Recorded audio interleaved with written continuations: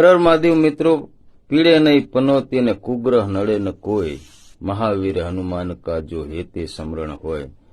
હનુમાનજી મહારાજ કળિયુગમાં અજર અમર છે અને સાક્ષાત પ્રગટ પણ છે. હનુમાનજીની ઉપાસના, હનુમાનજીનું શ્રદ્ધા અને ભાવથી પૂજન હનુમાનજીની કૃપા પ્રાપ્ત કરાવનારું છે.